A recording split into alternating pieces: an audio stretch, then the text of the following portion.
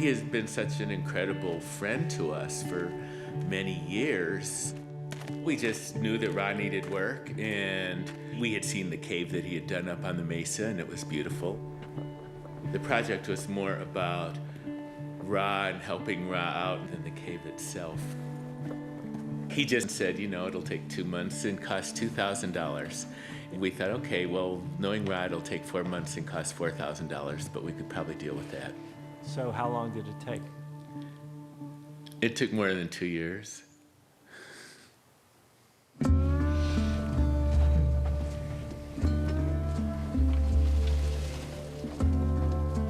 Liz and Shell's cave was a real difficult project. Liz was in the midst of cancer treatment, serious cancer. In hindsight, I should have just stopped the project until Liz's treatment was farther along. I don't know why I didn't. I guess we were hurting for money, and we needed income.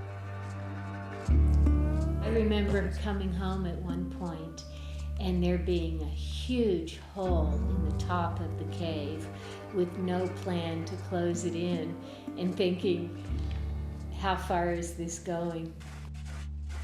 And the uncertainty of the cave, the way it was developing, and not knowing where it was going, all of her, cancer fears were kind of, went into the cave. And it was getting big, although contrary to popular opinion, I know when something's finished. When he has a shovel in his hand, he's like a Coke addict with the piles of Coke. He just wants to keep going and going. So Liz would say, I have cancer, you go tell him he has to stop. Not stop, but finish what you're doing, not make it any bigger. And he'd go, yeah.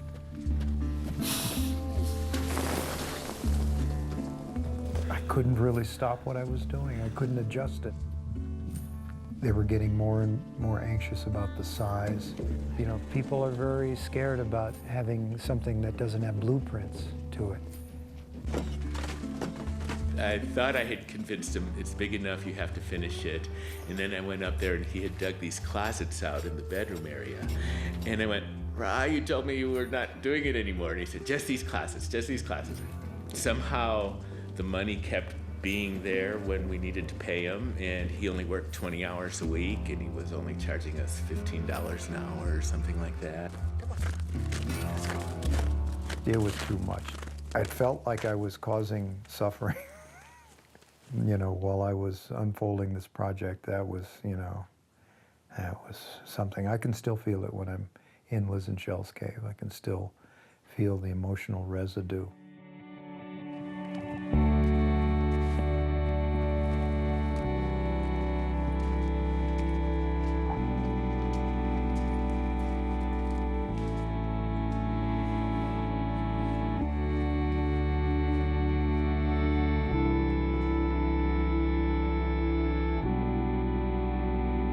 All of a sudden, it was a beautiful cathedral-like cave instead of a ever-expanding hole. We thought we were doing him a favor, but in the end, he was doing us a favor because he made us this beautiful, beautiful thing.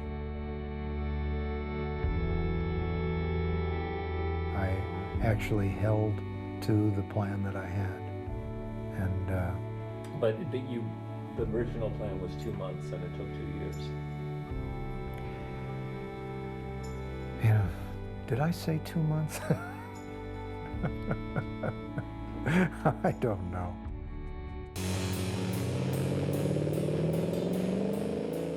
The people that I gravitated towards were called Nazi punks.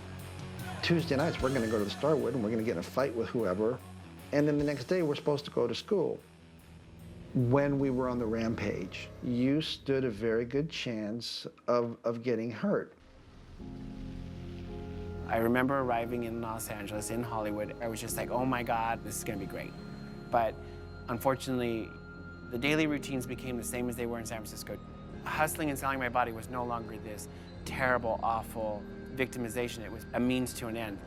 But I always had this little, I'm going to make it because I'm still going to prove her wrong.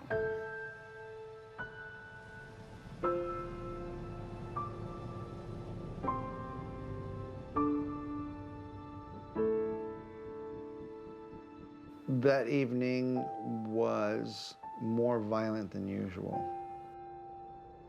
At first glance, we saw the Mohawks, and we thought, well, whatever, it's just punk rockers.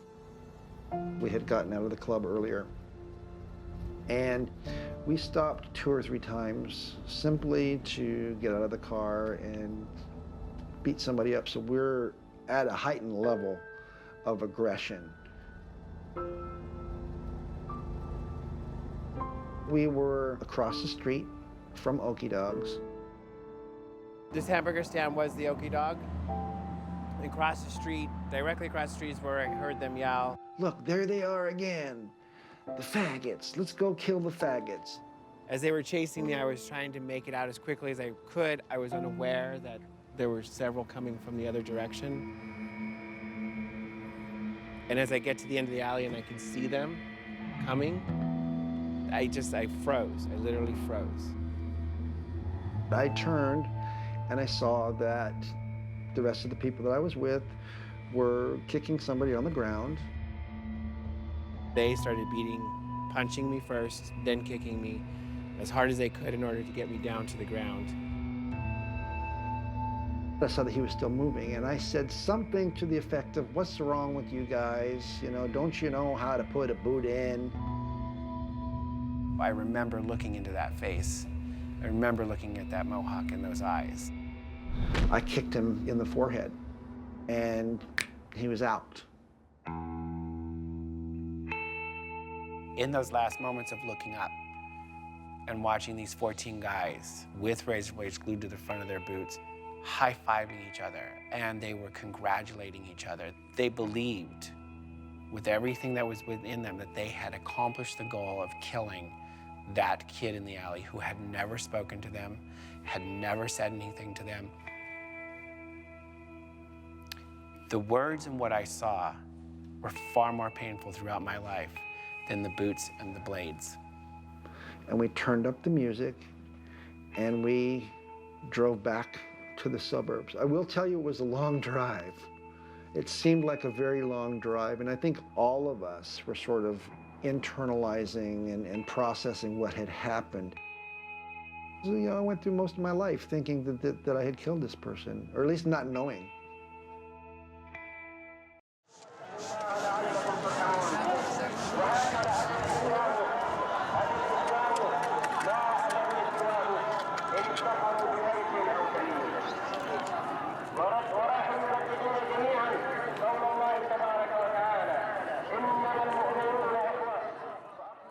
أبلغون الشباب أن في بعض البلاطجة أو اللي يدعون نفسهم أنهم من شباب الحي أنهم يعملوا سور حاجز بين الاعتصام وبين الحي نفسه.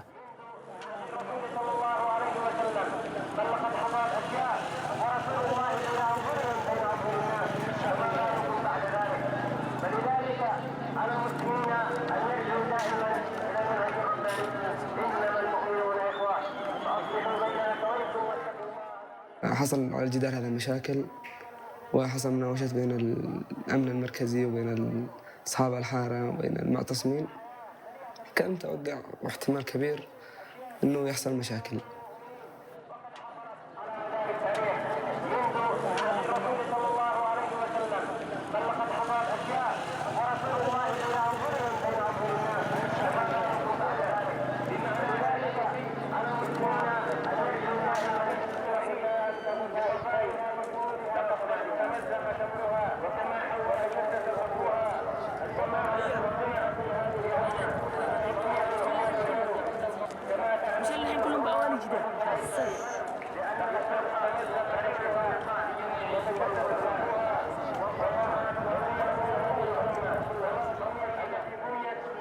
بدأ البلاطجة من الجانب الأيسر للسور يدخلوا يمنعونه ويهددونه بألفاظ رديئة. أنا شعرت بالخوف، قلت الله يستر، يعني لو يحصل مشكلة ولا شيء. الشباب مش مهيئين.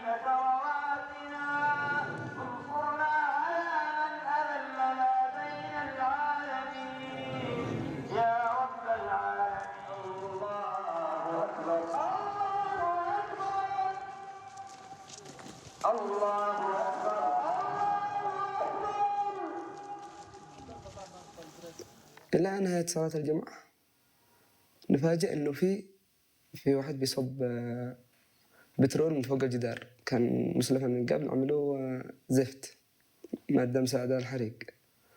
فمع بداية صب البترول بدأ الناس يتجمعوا،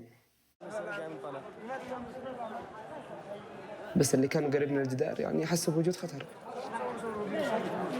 لحقت الصورة الأولى يا خالد. لحقت والله اني لحقت. لا.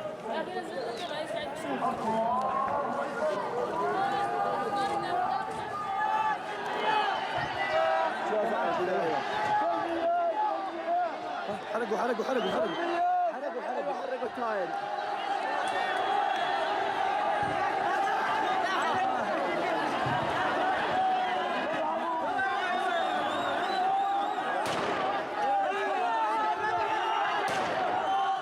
بدأت أصور النار وهي بتحرق والناس بيتجمعوا وإطلاق النار فوق، ما كان فيش عدوى، يعني ما كان فيش أحد أصيب.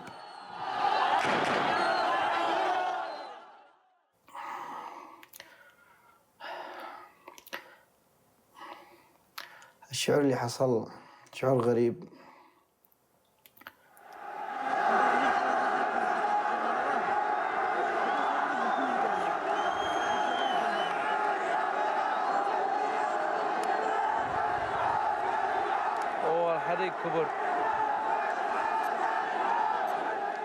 My opinion is what we learn in school, it is important, but much more important is the atmosphere, intellectual atmosphere of your parents in your home. This goes with you till your end.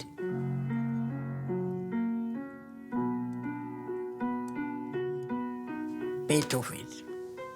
He is a miracle. His music is not only melody, what is inside. What is inside, how it's filled, it's full, it is intensive.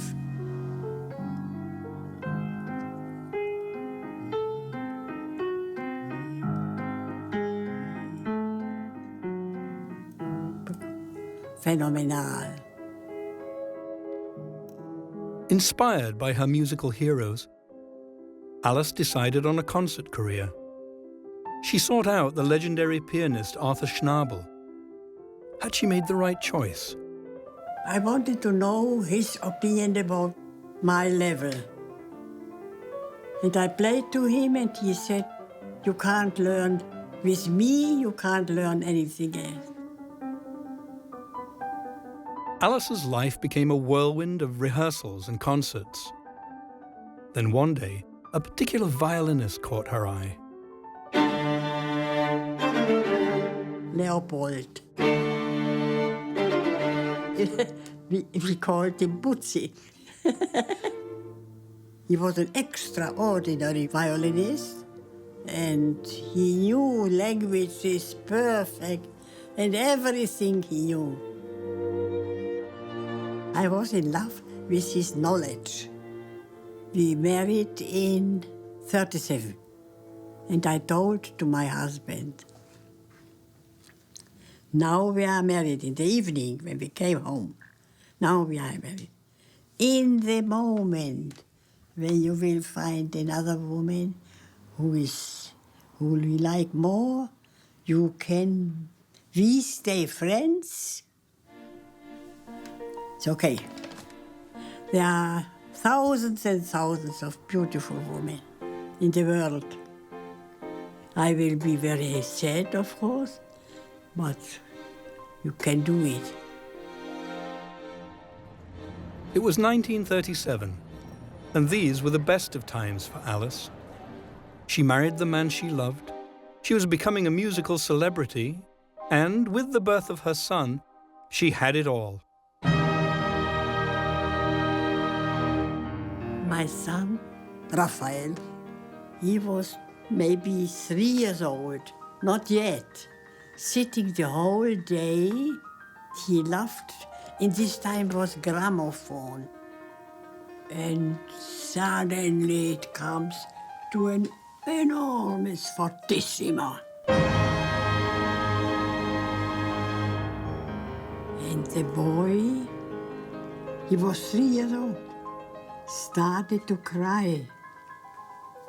And I asked, why do you cry? The music is so beautiful. Oh, it's perfect.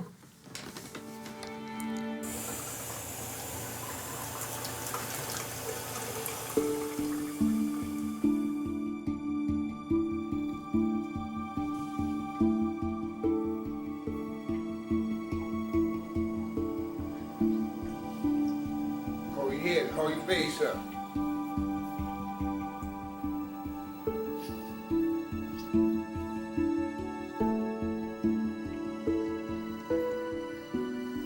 How many hours do your volunteers work a day? 10. 10 hours a day? 5 days a week. I feel very comfortable with you guys, all of you. My dad used to be such a segregationist. It is really heartwarming that you guys have turned him around. But it's you guys that have shown the compassion to my dad. And my dad ain't the guy he used to be.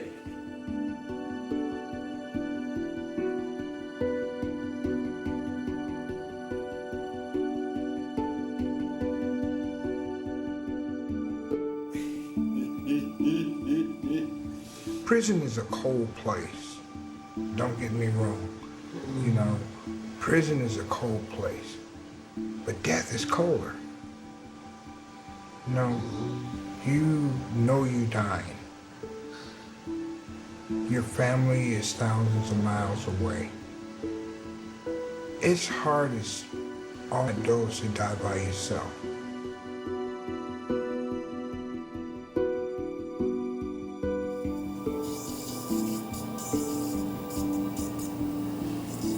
People are passing and people are getting sick every day in prison. And what you do, lock them up in a room? Or you get some people that, don't mind doing it. And there's a lot of guys in these yards, yards all over the country that wouldn't mind doing it, want to do it. Come on.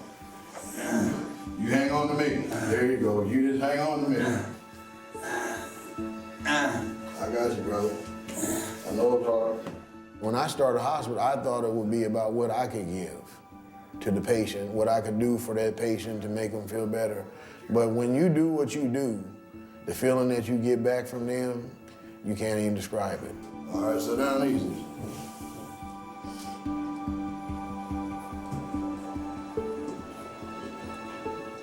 It gives you a feeling on the inside that for once, I'm somebody that nobody thought I could be.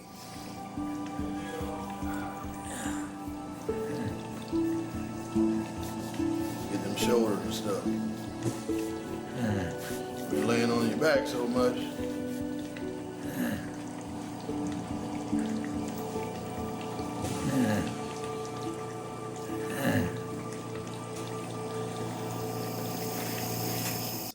I want to start by talking about two areas of documentary filmmaking that are key to any successful documentary, and that's access and theme. All of your films achieve such intimate access with your subject matters, which in part is what makes them so successful. Ra does his work in an area of northern New Mexico where I have a house, a vacation house, and he can only work in that area because that is where the material that holds up is both malleable and structurally sound enough to do the work that he does. I saw one of his caves over 10 years ago when I ran into Liz and Shell, who were in that clip. I met them in the town when we first started going there. And they said, we're having a cave dug on our property. Would you like to see it? And that seems the sort of invitation you don't turn down. And that shot that's in this clip here, where you go around the corner and the space is revealed, was exactly the experience that I had, and I was completely wowed by it. I'd never seen anything like it. And I thought at that time that I would start making a film, but it took me a long time to figure out actually how to get into the story part of the film. And what would you say is the theme of the film? The theme of the film. You know, I think that CaveDigger is different than the other short films in a very specific way, and that is that it is not about hardship and it is not about overcoming adversity. And I think that, but it's about something else that's very important, and that is it's about the outsider. And Ra is an outsider in so many ways. He has rejected material things. He doesn't pursue material things. Even as an artist, he doesn't really pursue recognition. So I was interested, and even in the way that he is self-taught, he didn't learn any of this. He's all of what he knows he's done by following something instinctual. So I was interested in celebrating the outsider, because I thought, my feeling is that the outsider represents a sort of glorious way we can be human. You know, Lenny Bruce said, you know, don't kill the freak. And I think what he meant, he was talking about the dissident, I think, but that's another kind of outsider that needs to be celebrated, because they remind us of some possibilities. At the same time, I was interested in showing what the cost of being that person is. And it does cost Ra. It cost Ra personally, it costs him financially. He talks about that a little bit in here. It costs him in his relationships. He has a lot of conflicts with the people that have commissioned caves. And he has some sense of lack of fulfillment because of the 13 caves he's done. Only 3 of them he feels are complete because people run out of money or they run out of patience. So I wanted to show what the price of being the outsider was. And then through another lens, I also wanted to show the contradiction of being that person. So he's not a saintly guy for all of his outsiderness and all of his willingness to forego the things that we find so dear. He's a contradiction. For instance, he says, I don't really do anything to get any kind of recognition, and yet he's agreed to be in this film, which in itself is a contradiction. So there's something roiling in him. And he talks in the film about how he doesn't have the kind of respect from his patrons because he's not famous. And he did talk off camera a lot about, you know, Andy Goldsworthy, who is another Earth artist who had a very wonderful film made about him. And I think he was envious of that. So there is that contradiction in that person. So for me, I mean, if it sounds like my film I don't have a point of view about my film, it's true. I don't have a point of view about it. I just have to say this one thing I got. There was one of the Twitter things I read said, beautiful film to look at if only it was about something. And I took that as the highest compliment.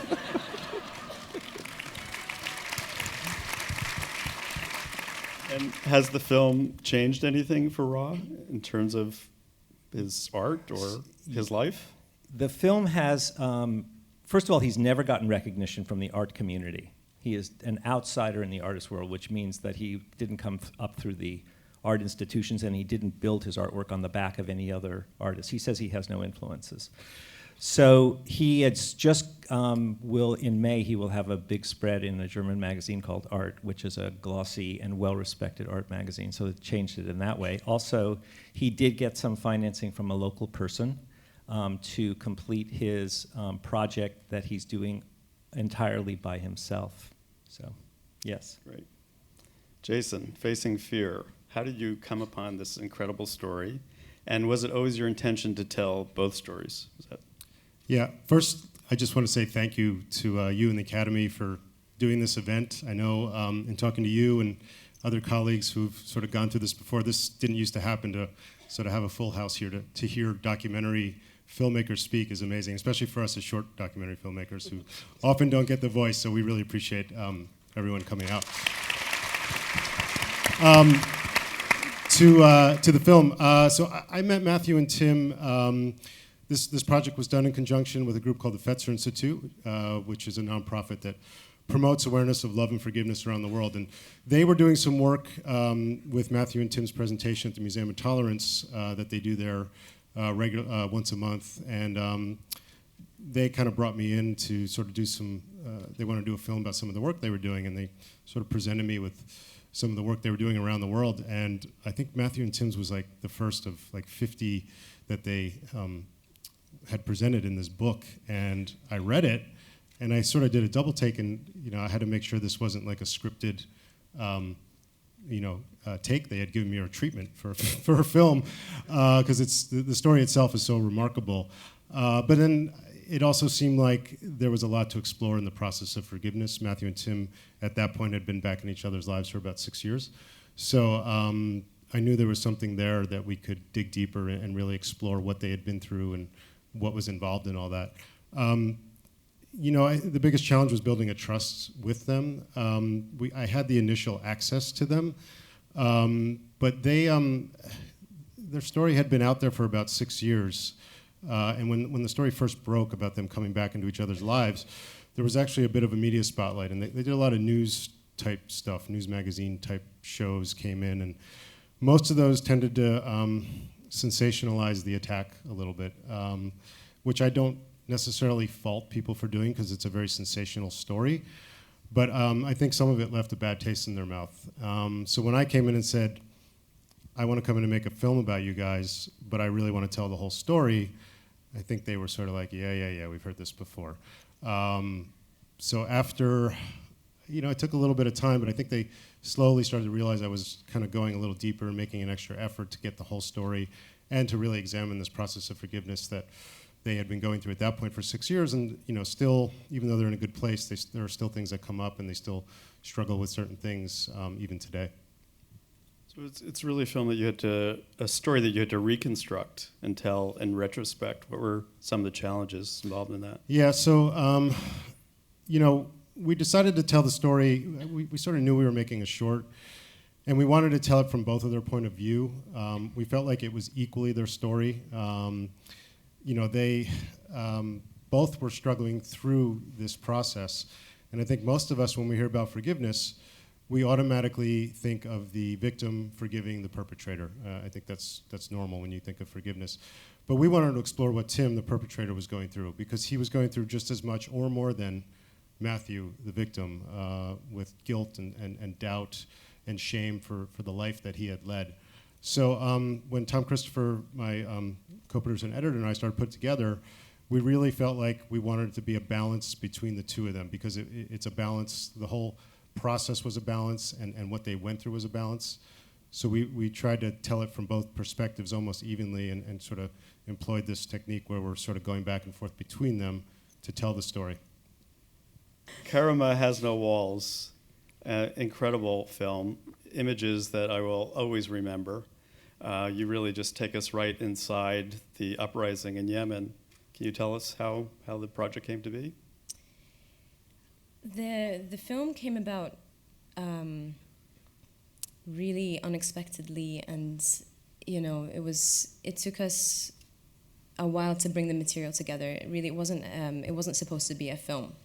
It was supposed to be something that we would eventually maybe upload onto YouTube. That was as far as our ambitions went. At that point. So at that point in 2011, early 2011, I was in Yemen. I was a film student. I'd taken my camera and went back to Yemen in order to film whatever I could. I was thinking about filming my family. I was thinking about filming some of the protests. And during that period, I came across people who really inspired me on the square, especially young people who were incredible, incredibly brave, this sort of when this massacre happened on the 18th of March 2011, it was something that really touched me on a very personal level, because I was connected to the square. I was connected to the people who were involved. So it was important as well, I really wanted to try and encapsulate what happened in a film or in a video that we could transmit to the Yemeni masses, because people really didn't know what was happening. There was a media blackout. Nothing on the media was talking about it. It was talked about on Al Jazeera television, briefly, and then it was gone. And it was a massacre that really shook Yemenis to the core, because you had peaceful protesters who weren't armed, and then, they faced bullets with bare chests, and, they really fought to the death, basically, for their dignity. So eventually I came across the footage, just snippets of the footage online, and of Nasser and... Yeah, the footage that they had filmed, but other people were claiming that it was their footage. So it took a while to actually locate them, to find them. I got together with two great guys who are in the audience right now, who helped with the process of bringing everything together. We eventually located the two cameramen, and speaking to them, having watched the material, just snippets of it, and then went deeper and looked into more of the material, I was flabbergasted, because one of them was 16 and the other one was 23, and they had filmed incredible stuff, and they didn't flinch in the face of bullets and people dying around them, and they in order to transmit this message to the world, so that gave us a bigger sense of responsibility, that we need to get this message out there. Then what happened was that I coincidentally came across some of the family members, some of the relatives, and that touched me even more, because it suddenly, I think all of us maybe struggle with this. If we watch, stuff that is quite, violence especially, if we watch it a lot on TV, then we tend to disconnect and detach ourselves and desensitize. So this automatically made it a real thing again. And just watching what was going on through the experience of the cameraman and through the experience then of the families who'd lost loved ones, just made it even more alive and even more pertinent and important. So then we gathered the footage and we put it together, and it became what it became. Yeah. Has the film shown in Yemen? We showed it a couple of times last week, but that was one of the first times it screened publicly, and the reception was incredible. It was amazing to see great turnout. It was actually screened, funnily enough, at an event hosted or sponsored by the Prime Minister, and a large number of ministers also attended, which was surprising, but it was also a platform for a lot of for activists and human rights defenders to be there and talk about the victims and talk about the day and question them and ask about the case and how the investigation is going, because a lot of people turn to us and say, well, you're filmmakers, you made a film about this massacre, what have you done about the culprits, what's happening with the investigation? It's not our responsibility. So that was a good opportunity for us to then pass on the responsibility to those who are supposed to be doing something about it now. And is the film serving as that catalyst? I think so, yeah, I hope so. And it's being used as well. It was used by the Human Rights Watch, it's used by other human rights organizations and by the Ministry of Human Rights in Yemen as well, as a body of evidence, and plus the rest of the material that we managed to gather that would support that. Great. And where are you based? I'm based in Cairo. Yeah. Thank you.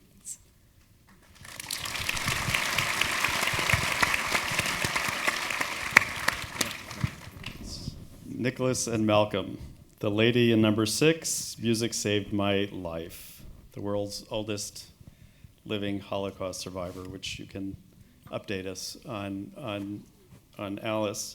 How did you find this incredible woman, and why hadn't her story been told before? I was told about Alice, and I was dunned by a concert pianist friend of mine in New York to go and meet her because the lady said she was extraordinary. And I didn't want to meet her, and the reason I didn't want to meet her was because I had made a Holocaust film a few years prior to this period in the Middle Aughts, I guess you're supposed to call it. I didn't want to make another Holocaust film. I didn't want to go down that road. I didn't want to deal with those kind of psychological issues that I had to deal with looking at that kind of material for months and months. So I demurred. I said, I'm sure she's wonderful. I don't want to meet her. And then after 3 years of denial, I was actually in London, and my friend said, well, you're there. You may as well just go and have a cup of tea. And I did. I went and had a cup of Earl Grey tea in North London with Alice Sommer, and it changed all our lives, I think. She was remarkable. And it's 45 minutes, and it totally changed my perspective, because I knew that we weren't going to be making a Holocaust film.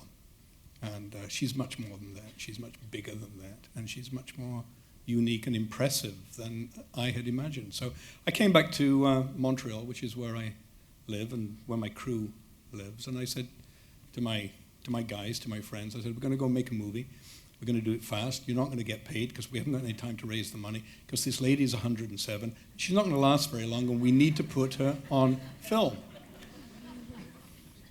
So we did, and she lasted another 3 years. And the great tragedy of what's happened in the last few days, I'm sure some of you have heard the news that she died on Sunday.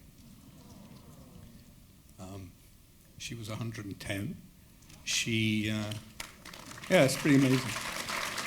And weirdly, despite the fact that she was 110, we all were completely convinced, because we've now known her for 3 years. 107. 108, yeah. 109. 110. We thought she was going to go on forever. She was going to. There was an Academy screening in New York on Saturday night, and someone in the audience said, "Well, how's she doing?" And I said, "She's great. She's still playing the piano. She's still." Because that's what we thought. And actually, 2 nights prior to the Saturday night screening, she had been taken into hospital. She was feeling a little bit wobbly. She lasted 3 days. She died on Sunday morning. And Nicholas, why hadn't anyone made a film about her prior to your film?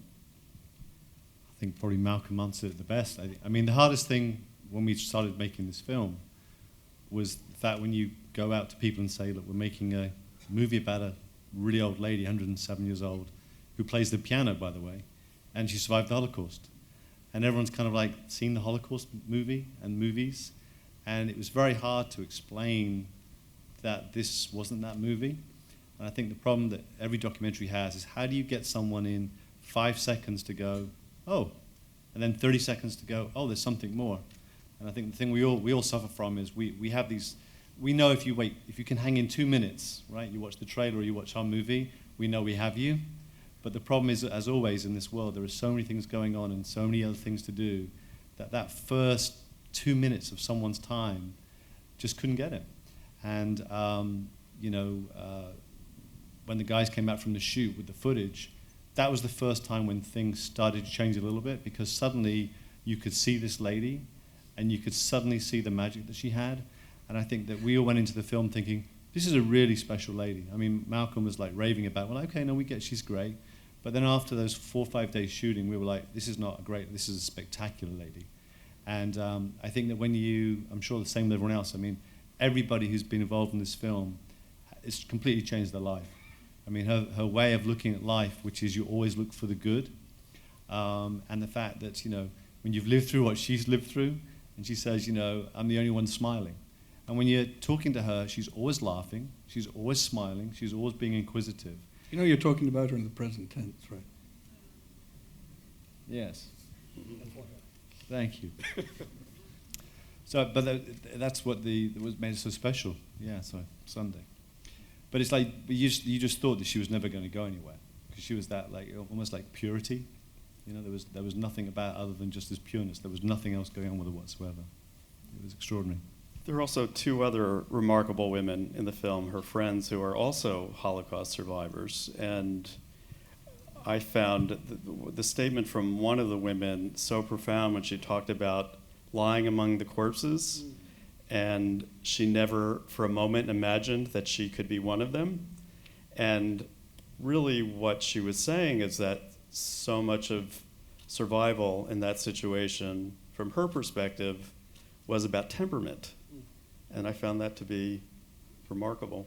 And they're all evidence of that. The 3 of them are all.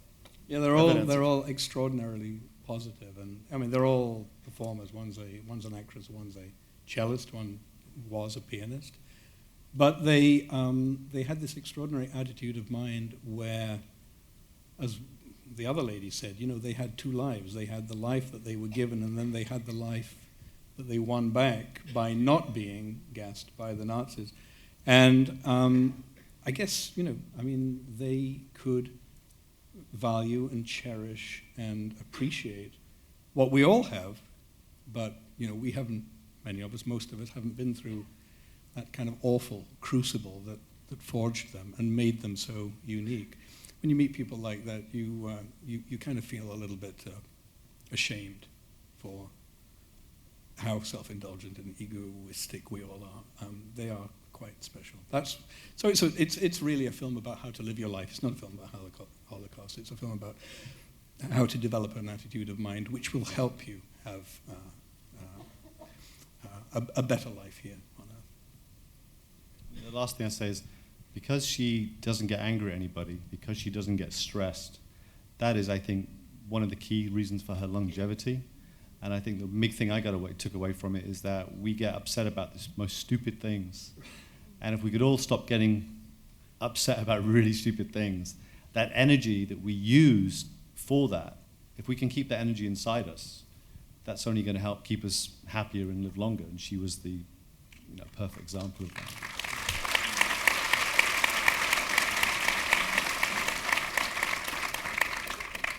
Edgar, Prisoner Terminal, The Last Days of Private Jack Hall. So did you begin with the idea of doing a film about Jack or the hospice, or how did that come to be? Well, I have to go back a few years. In the mid-'90s, I made a short film for the Open Society Institute out of New York, George Soros Foundation. And it was a short nuts and bolts film on how to start a prison hospice. It wasn't the sexiest topic on earth, but it needed to be made. And it turned out to be a short film that we sent out as a kind of a teaching tool to hundreds of correctional facilities around the country. And I shot it down in Angola, Louisiana, which is, if anybody knows prison history, it's probably one of the worst prisons in the country. And for them to have a progressive hospice program that incorporated the inmates as hospice volunteers was fairly, it was very progressive. So I finished that film, and I always felt like I shortchanged the inmates down there because I was only down there for 2 weeks. And as most documentary filmmakers know, you want to be in there a lot longer than just blow in and blow out. So in my heart, I always thought I wanted to do a deeper, much deeper film and embed myself in a prison. So fast forward, 10, 12 years, and I heard about this small program in Iowa at the Maximum State Penitentiary there. And so I went there kind of cold turkey and said, look, I want to do a film about your program. It emulates the Angola prison, and I want to stay here for a year. Can I stay in a cell?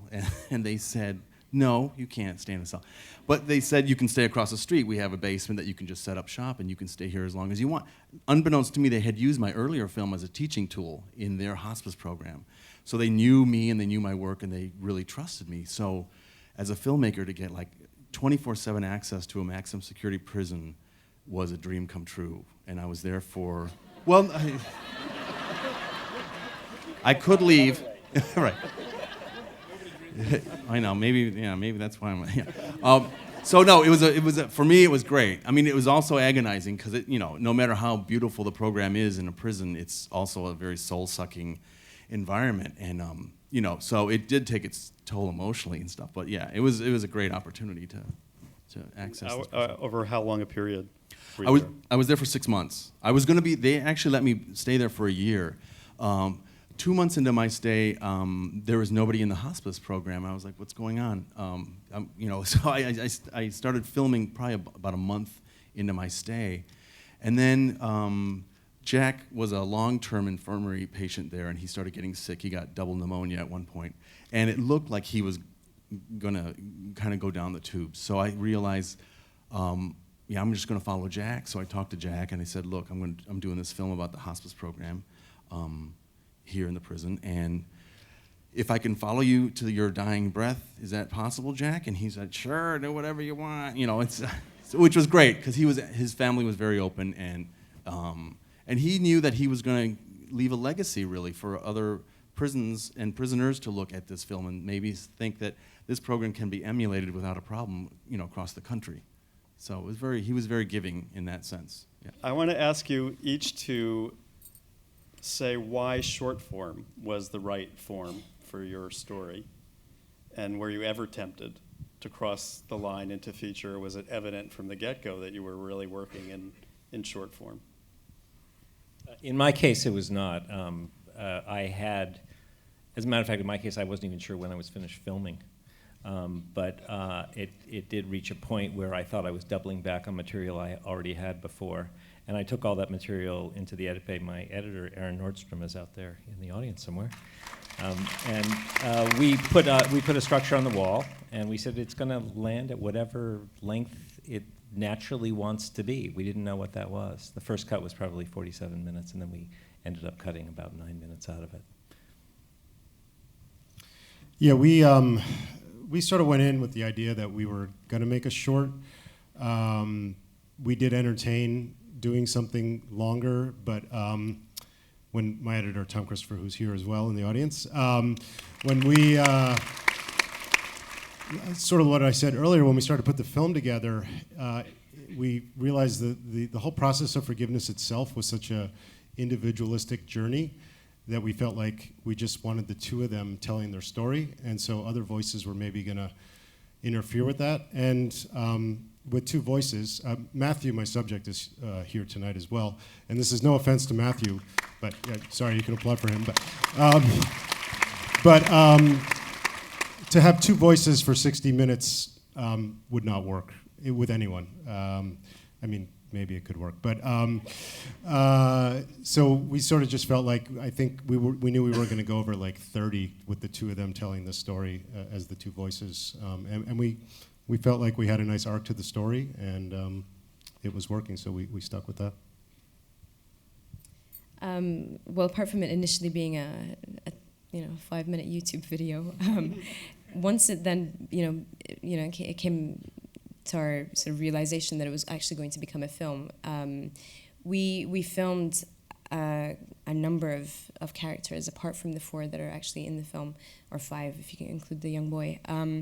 We had something like 10 characters and footage from the angles of 6 different cameramen, and then I realized during the edit that it meant that I had to really go into depth, into what happened on the day, but also in the Yemeni revolution, because you're now sort of in a position where you have to answer questions about, one, where Yemen is on the map, which is, so, and then going into the details of the government and why people wanted to revolt. And if you have that much time to spend in a film, then you might as well, bring those details in.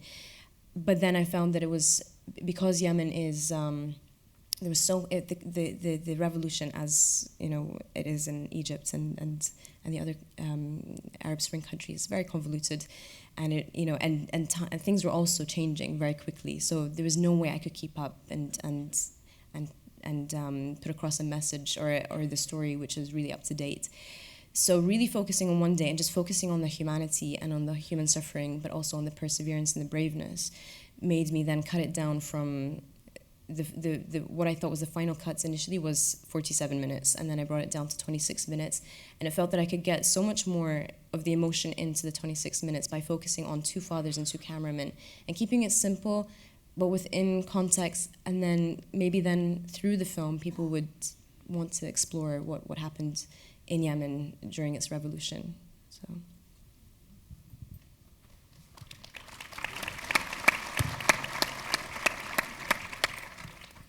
I don't think we made a short. I think we made a long, because I thought this film was going to be about 5 minutes long. I honestly did. I mean, all joking aside, I didn't think there was any hope in hell of making a film as long as we did. We didn't set out to make I thought we were making 10, 15 minutes. That's what I thought. It's like these little bon mots, these little wonderful gems that Alice came out with. And then Carl Fried, who's here, my editor, and he'll give you the money later. Don't mention the DP. No, we genuinely didn't think we were going to be making a film this long. Interestingly, when I met her that first time, and clearly she was great. She was a great subject for a film, but I didn't know all the other stuff. I didn't know about Kafka. I didn't know about Mahler. I didn't know about, a lot of the details of the camp.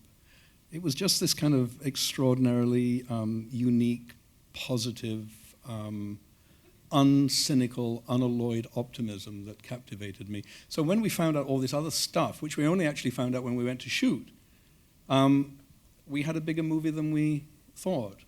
And what's interesting about any film, and I know everyone on this stage is going to, this is something we can all agree on, every scene in every film has a right length. It has lots and lots of wrong lengths, but there's an integrity to every scene, and if you hit the sweet spot in any scene, what you were saying about your film, it worked better at 26 minutes because somehow everything kind of came together.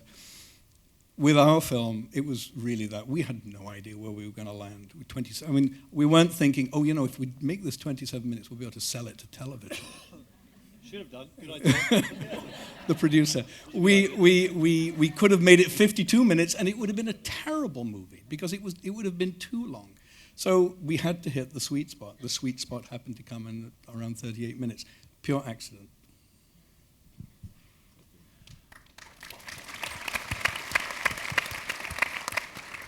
I actually set out to make a feature.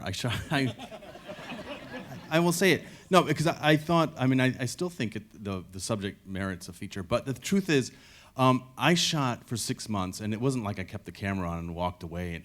I shot 300 hours of footage of really fantastic stuff. I'll say it myself. And I thought, but I also shot it, and I also loved everything I shot, which is dangerous when you're editing, because I was making a mini series. It was like, and so I was like, wait, this is getting huge, and I don't think I can handle it.